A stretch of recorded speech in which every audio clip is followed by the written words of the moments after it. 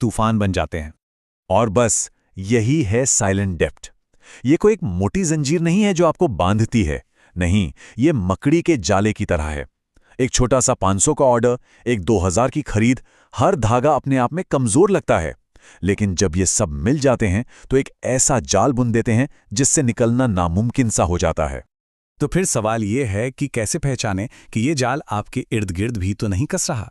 इससे पहले कि बहुत देर हो जाए, इसके वार्निंग साइंस को समझना बहुत बहुत ज़रूरी है। आइए देखते हैं कि वो क्या है। ये नंबर ध्यान से देखिए, 50% से ज़्यादा।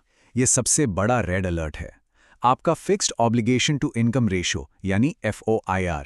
अगर आपकी महीने की सैलरी का 50% से ज़्यादा हिस्सा सिर्फ लोन की किश्तें चुकाने में जा रहा है, तो समझ लीजिए कि आप डेंजर जोन में हैं। इसका सीधा सा मतलब है कि आपकी आधी से ज़्यादा मेहनत आपके लिए नहीं बल्कि आपके पुराने खर्चों को चुकाने में जा रही है। तो फिर सेफ जोन क्या है? कहाँ तक ठीक है? फाइनेंशियल एक्सपर्ट्स की एक ही सलाह है, आपकी सारी EMI मिलाकर आपकी सैलरी के 35 से 40% से ज़्यादा नहीं होनी चाहिए। ये वो लक्ष्मण रेखा है जो आपको बचत करने, इन्वेस्ट करने और चैन की सांस लेने की आज़ादी देती है। इन लाल झंडों पर भी गौर कीजिए। अगर कोई एक लोन चुकाने के लिए दूसरा लोन ले रहा है, या पेमेंट लेट हो रही है, या फिर क्रेडिट कार्ड की लिमिट का 40% से ज़्यादा हिस्सा हर महीने इस्तेमाल हो रहा है, तो ये सिर्फ नंबर नहीं है, ये संकेत है कि आपकी फाइनेंशियल नाव डगमगा रही है और कभी भी डूब सकती है। ठीक है, तो प्रॉब्लम तो समझ आ गई, पर अब इसका हल क्या है? अच्छी बात यह है कि कंट्रोल वापस पाने के लिए असरदार तरीके मौजूद हैं। ये हार मानने का नहीं, बल्कि स्मार्ट तरीके से लड़ने का वक्त है। चलिए देखते हैं कैसे। जरा इस तस्वीर को देखिए, सब कुछ साफ हो जाएगा।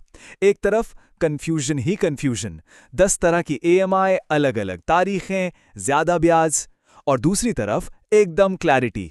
इसे कहते हैं डेप्ट कंसोलिडेशन।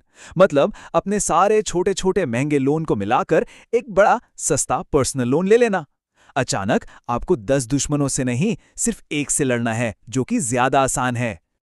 और ये रही एक और जबरदस्त स्ट्रैटेजी, डेट एवलांच मेथड। इसका लॉजिक बहुत सिंपल लेकिन पावरफुल है। अपने सारे एक्स्ट्रा पैसे से सबसे ज्यादा ब्याज वाले लोन पर अटैक करो। जैसे ही वो खत्म हो, उस लोन की किश्त के पैसे को अगले सबसे महंगे लोन पर लगा दो। ये एक डिसिप्लिन तरीका है जो लंबे समय में आपका हजारों लाखों का ब्याज बचा सकता है। अब जब आपने कर्ज चुकाने का प्लान बना लिया, तो अगला कदम है अपनी फाइनेंशियल इमेज को सुधारना। और जिन लोगों का क्रेडिट स्कोर खराब हो चुका है, उनके लिए गेम में वापस आने का एक सीक्रेट वेपन भी मौजूद है। ये है सिक्योर्ड क्रेडिट कार्ड।